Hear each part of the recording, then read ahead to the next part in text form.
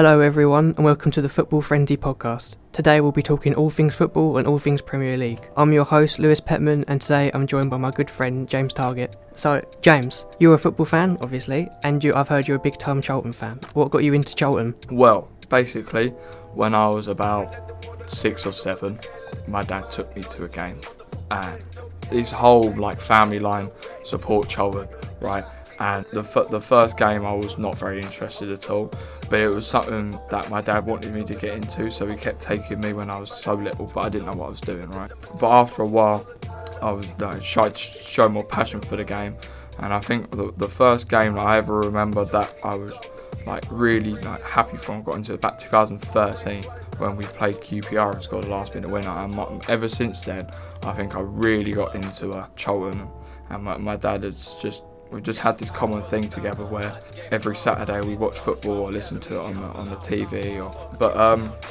Me and my dad have branched out from just going to home games, and now we go to away games as well. Not only that, but we sometimes go to pre-season, some pre-season games including Welling, Dagenham and Redbridge, also Colchester. But yeah, I am a season ticket holder and have been a season ticket holder for about a decade now. It hasn't been a straightforward time, as you well know, because being a Charlton fan, we've had some dark times. We've had some up times too. Don't get me wrong, but the dark times very overshadowed the good times. But I've become a Charlton fan because of my dad and my dad's side of the family. We all get together and we all talk about football and have discussions and say who is bad and good for our team, and we predict the next game and the table and how it could look and all that. But yeah, the reason why I really support Charlton is because of my dad. But by going to all those away games, it really has brought out the passion. There's a few away games that I remember in particular. Portsmouth away, that was such a great day. We won 1-0. And also Southend. I lost my voice at that game. I actually fully lost my whole voice. I was calling my nan at the end of the game saying how good of a game it was, and I had to make my dad speak because I was literally sounded like I was smoking. It was not. It weren't good, but yeah, it has brought the passion out of me, and now I'm very, very dedicated to football. But anyway, that's enough for me. I know that you support Chelsea. Yep, that's correct. Tell me your backstory about Chelsea and how you became a Chelsea fan. So for me it's a bit different because my family, no one supports Chelsea. Really? My dad and his side are all Man United fans and my mum and her side are all Tottenham fans. Wow. So, but I guess you could say at the time, not anymore, I was a bit of a glory hunter because I supported Chelsea in 2012 when they won the Champions League. So, and as well, my favourite colour's blue, so that worked out well. But yeah, I guess, I don't know, I've just supported them. I wouldn't say I'm an avid supporter like you. I haven't been to any games yet. I want to go first of just a couple games like Chelsea, Bradford, someone like that. Yeah.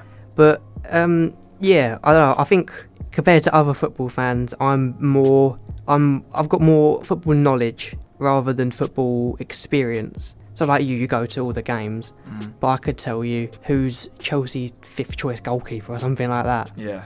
So, but yeah, I've always liked Chelsea. Back in the day, obviously there, Drogba, Lampard, Terry. I even like Florent Malouda. He's a bit underrated in my eyes. Yeah, he was. He's definitely a past player, didn't he? Yeah. How long ago was that? A while, put it that way. A good couple of years, at least a couple of years, probably. Yeah. Yeah. Wow. But yeah, I don't know. I think they're just a club that they represent me in a way. Even at primary school and that, everyone else was, you had Fulham fans, Tottenham fans, everyone else but Chelsea, and I just thought I'll be the one that does something a bit different, someone a bit unique, not that unique like Charlton, but yeah, I don't know, I just thought that they're a team that I like. They used to play decent football, not so much under Mourinho, but yeah, I just thought they were a good team, and they're now my team. I've supported them now 8 years, so yeah, fair play on you. Hopefully, I say this hopefully, but we might be able to go to a game together. Yeah, that'd be good. Try and see what it's like, because I've actually never been to a Premier League game myself, because I've always been in the lower tier, so it could be a good thing to do. But then again, you've been to Premier League Stadium now. Premier League Stadium. I've been to. I've been to 37 of the 92. Yeah. Oh, what? Yeah. What was the best one then, quality-wise? In terms of what, away game, yeah. or in terms of stadium? The best stadium you've been to? Well, I think it's a toss-up between, well, we're discluding Wembley, right? Yeah. Okay. The toss-up between Wolves and West Brom. Really? I think. Yeah. West Brom it's a great stadium to go to. Yeah. And I thought Wolves was all these years ago, but I just remember it being really nice. Nottingham Forest also has a good stadium. And what makes them good then? Is it atmosphere? Is it just facilities or? I think West Brom had some good atmosphere. I think Wolves had a good facility. Yeah. And Forest also had some good atmosphere. That, you know, both us and Forest have the Mullican Tyre by Paul McCartney. We have our spin-off. They actually sing the Mullican Tyre. We sing Valley Floyd Road in the same way because that's where our stadium is based. Yeah. So some people call it the Mullican Tyre Derby. It's pretty funny. But yeah, they're good at singing that song like before they come out. Anyway.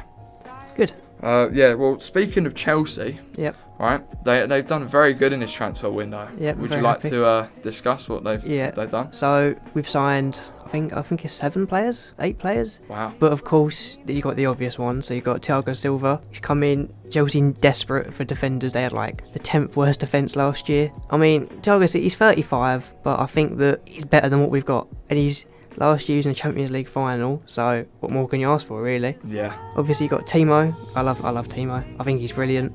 I think potentially he could get the Golden Boot this year. Wow, that is very It's a controversial.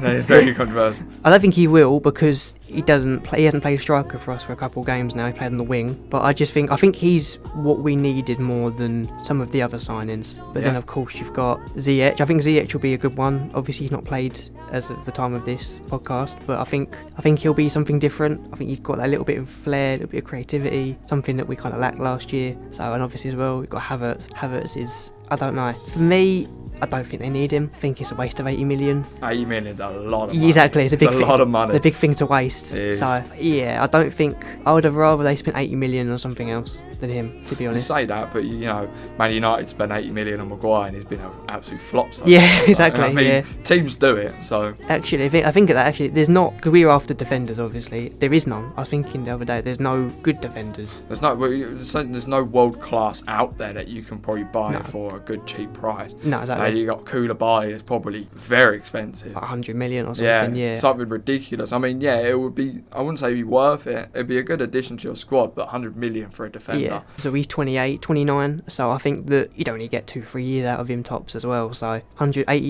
million for someone you only get 2 years out of, not really worth it. True. Yeah. Well, would you think that Chelsea have done the best in this transfer window? Yeah. I think it's hard not to, really. The sheer volume of money they've spent, you can't have it as a bad window. Was it in the end? I think it was 240 million. Wow. I believe. So yeah, you can't really compete with that. I mean, even recently Man United spent 70-80 million, but some of them players I've never even heard of. Yeah. They've got some young Uruguayan kids and stuff like that. I think underrated. I think Newcastle have done well. I think getting Fraser, the 2 Bournemouth lads, I think they've done well with them. And even Hendrick from Burnley, I think he'd be a good addition. He goes under the radar a little bit. Yeah, definitely. Probably because he's Burnley player. He was Burnley player anyway. Yeah, teams in like the lower down the table seem to get like a bit of the radar. Yeah. So yeah, I also agree with you that Chelsea have done the best. Yeah. But there's a bit of controversial part. Who do you think's done the worst? Oh. I think, for me, it's got to be Burnley. I mean, they haven't got anyone in. They've got in Dale Stevens for free, and I think it's like 34, 35 from Brighton. So I don't think you can't do any worse than that, really, can you? No. So I think for me, yeah. And they need a bit of they need a bit of creativity, a bit of flair. Well, I even know they've got up front Ashley Barnes, Chris Wood, and that. They're not Premier League. They go under the radar sometimes too. I'd say sometimes they have good games. Barnes can score quite a few goals. He's like a poacher. He can be in the box and score. But he can also have very poor games where he gets like demolished by like the defence. He just has to be quiet because the defence keeps him quiet. But yeah. What about you then? Who do you think it was? I think a toss up between either West Ham or Brighton, but I'm kind of thinking a bit of Brighton. But I know that they've signed Lallana on a free transfer, right? Yep. But he hasn't played much in his past couple of seasons. All they've been doing at Liverpool is literally just sitting on the bench, like coming off for like 10 minutes. Yeah, I believe he's a good signing, but you know he's probably not fully match fit yet, and he needs to get back up to pace. They haven't really spent much money either, and the only people they've been buying are very foreign players. They're taking probably a gamble on. I mean, it's good to take a gamble on players because it could pay off, but I don't know if it'd be the best for them to do that. Yeah, I agree. Okay, right. Well, we're gonna go for a different perspective here. We're going to go for the best starting 11 in the Premier League. Right, so this is going to be very, very controversial, but yep. Where do you want to start? Goalkeeper first? Yeah, you got to start goalkeeper. Okay, who do you want to go first? For me, I've gone then. I've gone Alisson. I've gone actually with Alisson too. Right, yeah, okay. You can't not really, can you? No, you can't argue with that. No. He's probably got up there with the most clean sheets. I think he is, Yeah. I think it's him and Nick Pope. But him and Nick Pope. Pope's been playing for Burnley, and Burnley have got a solid defence. Yeah. That's probably why they grind out some of the results. But they play a high line, so they risk conceding goals. That's probably why they don't keep many clean sheets. So yeah, I think Alisson was the right choice. Who did you go with for left back?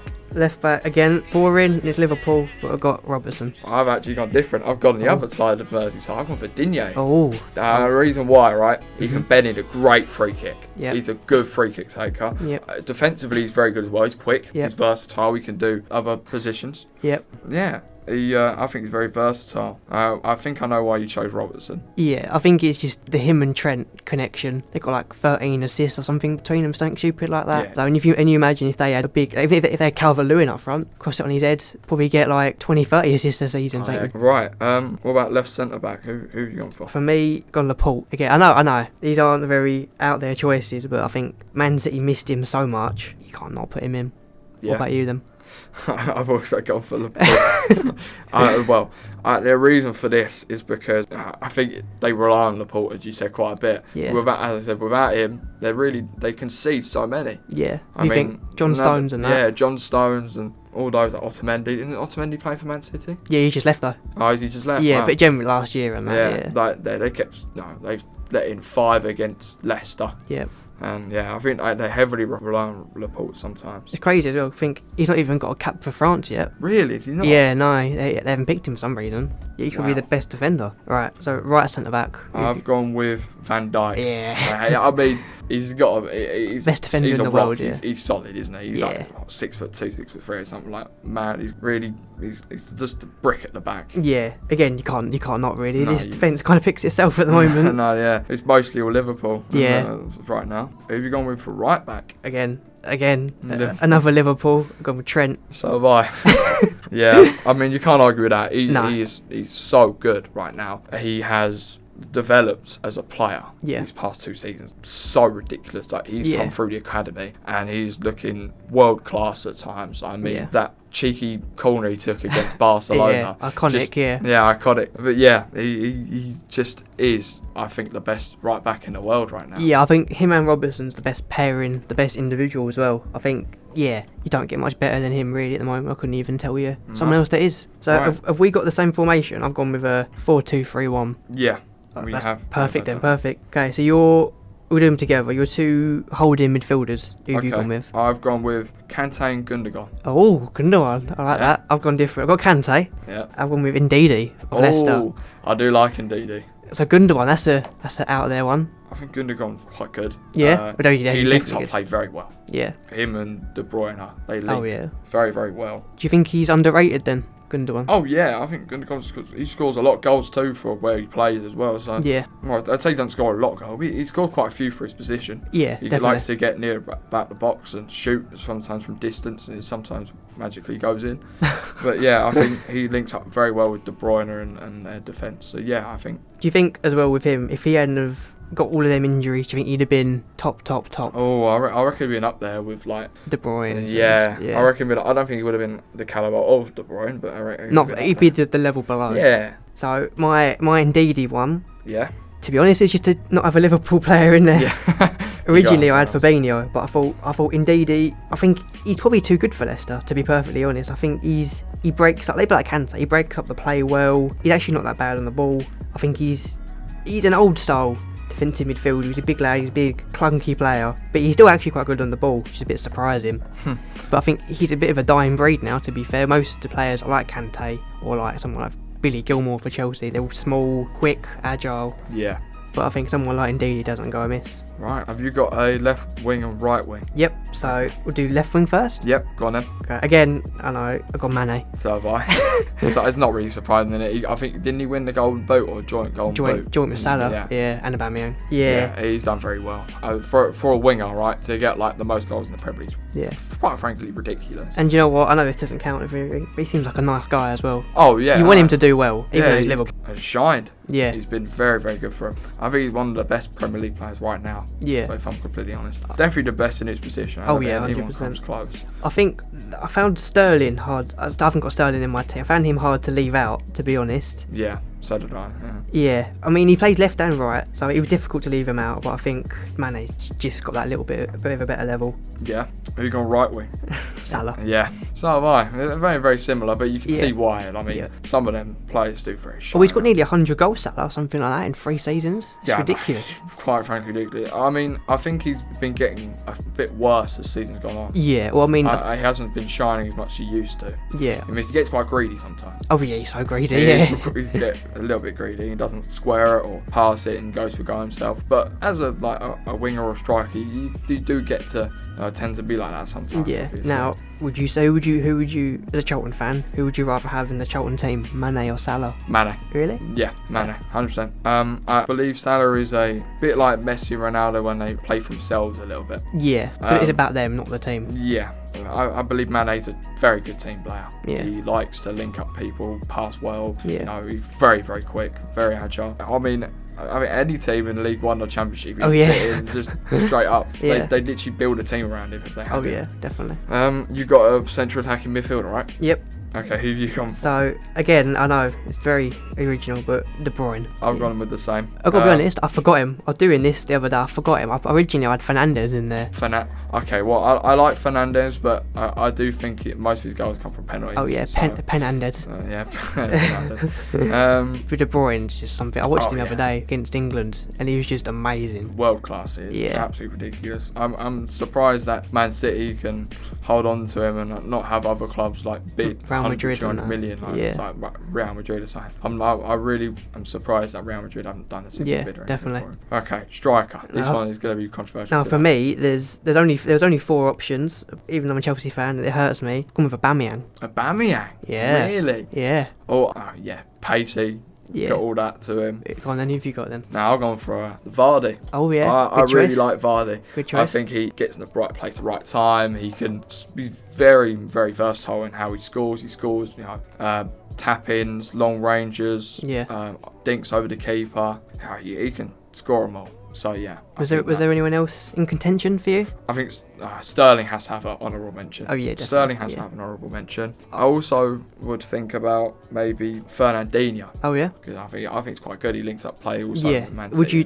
you play him centre half or would you play him in midfield? Midfield. I think Yeah. he's better in midfield. Because he's played centre half for Man City Yeah, last I few don't know. games. I think it's because they lack defenders. That's why they Yeah. that's why they don't do it like that. Poor John Stones. Sometimes they're the best for England either. No. Yeah, so moving on. Next, we're going to based on the start 11, we're going to do another controversial theme. This is the Premier League prediction, so where we think each team 1 to 20 will finish. I'm sure we're definitely going to disagree on this one because I've gone with a few interesting ones and a few that I don't actually think are going to happen, but I have faith for the teams. So, starting off, bottom of the league. Yeah, I like to do bottom up. So do you want me to start or you want to start? Go on, you go. I've gone for Fulham as bottom. I've gone West Brom. Oh, okay. I don't think we need to have much explanation. No. Because it's just a prediction. Yeah. We've had like 4 games. So moving straight to 19th. No, 19th. Okay, this one's a little bit controversial. I've gone with Burnley. Oh, Burnley. Burnley, Ooh. yeah. Wow. Okay. I see him being. I can see him being like down there, but they also have a good point to be. Go on, and who do you think will be them? I've gone for West Brom myself. Yep. I think that they haven't. They got a few good additions. Like but they Dean haven't- Garner's good player. Yeah, Dean Garner's a good player, but they had him last season as well. So Yeah. they've already got that. They got that going up. Because I saw him play last season. Yep. They were good enough for a top championship side, but I think They're just a little bit short. Yeah, I do think they're a little think bit short. with Burnley, I say it's a controversial one, but I just don't think. I think generally it was more they're not as good as everyone else in the league. Yeah. I couldn't put someone else below them apart from West Brom because I don't. Like I said, they haven't strengthened. I just don't think they've got the change in tactics generally. There's route one football, and that's it. Wow. And I think that's been found out now. Yeah. So agree yeah. with you on that one. Okay, 18th. I've gone West Ham. Oh. No, that's controversial. Yeah, I understand that, but if they get Ben Rama right, might change it a little bit. But they haven't really strengthened much. No, I think they've signed 2 players. I think it was Kufal, and then they signed Craig Dawson last night. Craig Dawson. So for me, someone's been said already, I'd Fulham at 18th. Yeah, I'm probably in agreement with that, being like near the bottom, or like bottom 3, near bottom 3. Yeah. So yeah. Right, so I think these ones will just speed through them because they're not like big positions. So 17th, I've gone with Brighton. So have I. Oh. Wow. Yeah, they've barely escaped. Yeah. Beforehand, a couple of seasons ago, they do have some good players, but yeah, I think they'll be there. Yep, spot on. 16th. Villa. Aston Villa. I've gone with West Ham. Oh, there you go. Huh? Not really much explanation. No, I think they just got. I don't know. I think they got just enough to stay up. I think if Haller comes good, I think they'll be fine. Yeah. Yeah. Okay, fair enough. 15th. I've gone with Crystal Palace. Oh, I've gone Villa. 15th. We've got a very, very similar. Yeah. I don't really think Palace have done much. No. I'm not going to say glad they kept Zaha, but I bet they're glad they kept. Yeah. Because he's their best player by Oh a yeah, mile. definitely. 14th. 14th, Burnley. Oh, I've gone Southampton. Oh, my reason why I've done Burnley is because they haven't really done much, haven't strengthened much. But I can also see why Southampton could be there.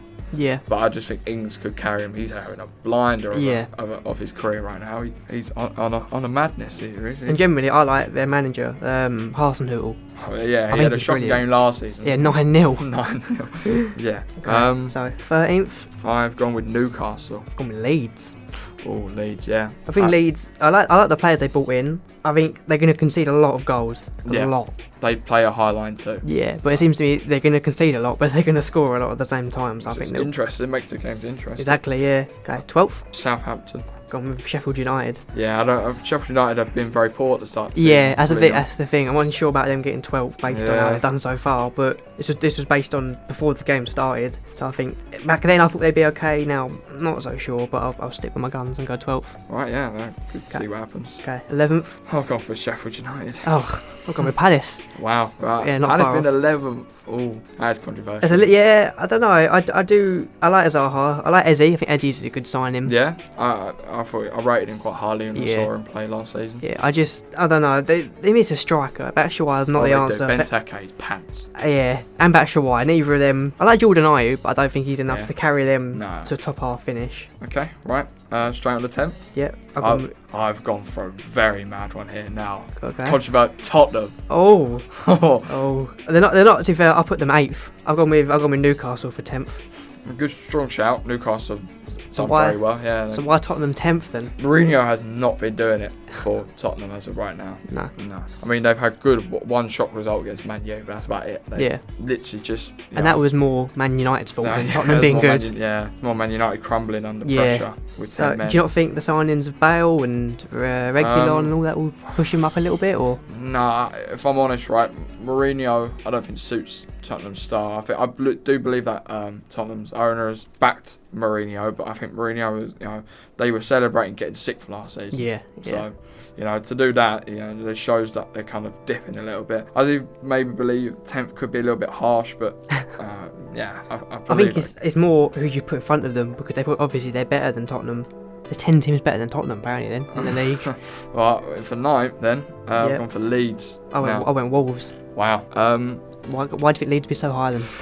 They play very entertaining football. Yep. And they can probably grind out results. They run lucky against Liverpool. But yeah, I do believe that with Leeds, I think they've scored at least over 10 goals in the first 3-4 games. They've scored, I think, 3 against Liverpool and 4 against Fulham. So they could score goals, but also they let in a lot. So So I think Leeds will have this surprise factor this season. I think that's a good choice. 8th, I've done one already. I went Tottenham. Who do you think? I've gone with Wolves. Oh, so we literally won off with Wolves.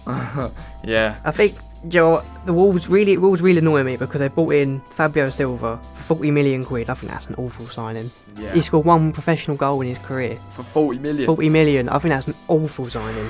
I get that he's, I don't know, 17, 18.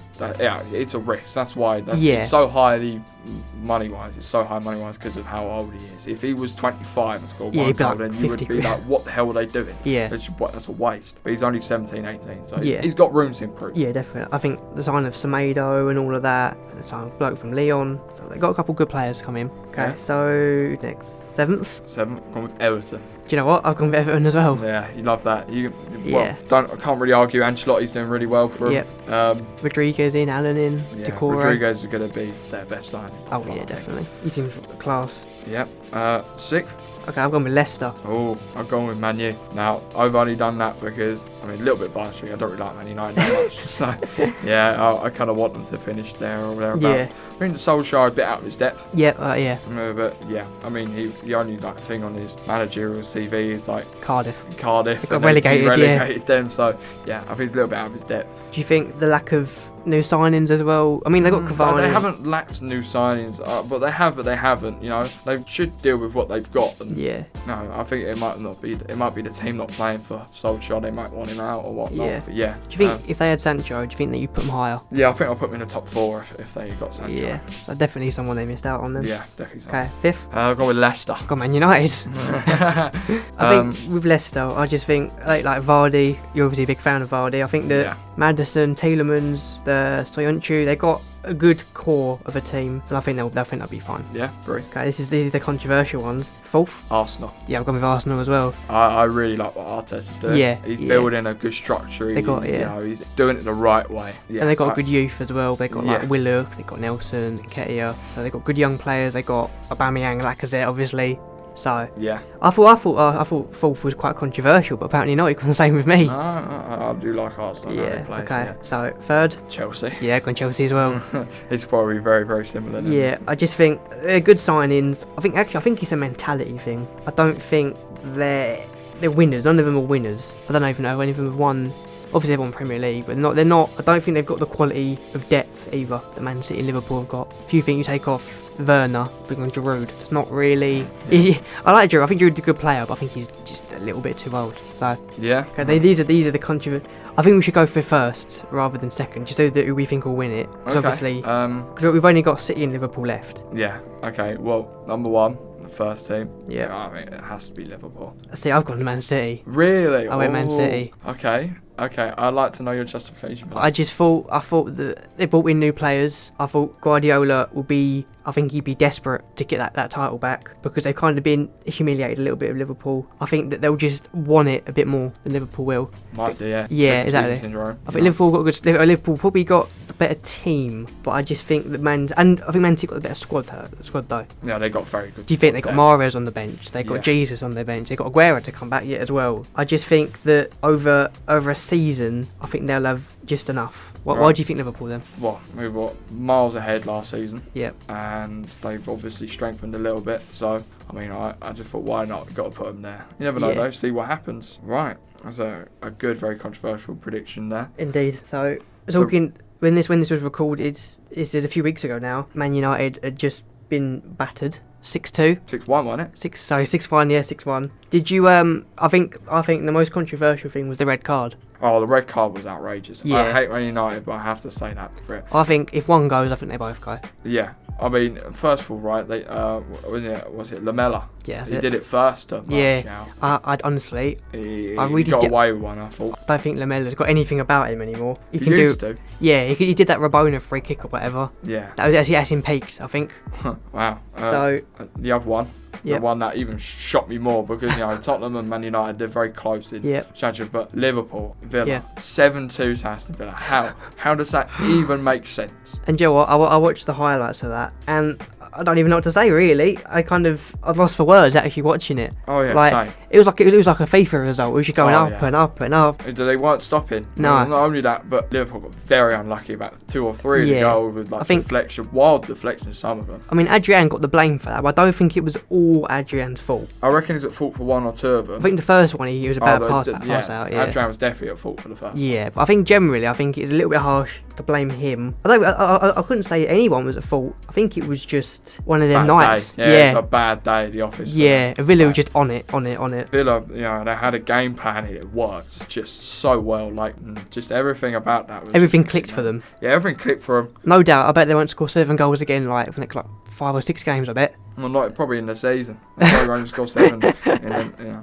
I wanted to say that, but I didn't want to be harsh. But yeah, I think yeah. No. Okay, so another big Premier League talking point: VAR. Yeah. Now, I personally, before it came in last year, I was all for VAR. I thought it makes the game better. It is accurate, and the thing is, people moan about it, but if it gets your team a point or a goal or whatever, you're gonna love it. It'll go for and against you. Yeah, exactly. Yeah. You'll be one game where you're like, oh yeah, we just scraped a draw because we got a last minute penalty from VAR, but you can also go, oh, we've been robbed. We should have got them 3 points. How did they get that? But yeah, it swings around about a little bit. Yeah, it's crazy. I think he's not even got cut as a France yet. The offside rule and handball rule, definitely things that need to be looked at. The offside one, I can understand if you're a millimetre offside, right? But the fact that they all got to look for every single goal to see if it, it's not clear and obvious if it's a millimetre offside. I think last year, it took it a bit out of the game. Yeah. You're such a high. I watched last year, it was Chelsea Ajax. We just got back to 4-4. We scored to make it 5-4. Everyone's up in the air celebrating, and then it got chalked off. And then to be honest, that was it. Game over them. Because Chelsea, we had such a high of getting that 5th goal, and then it just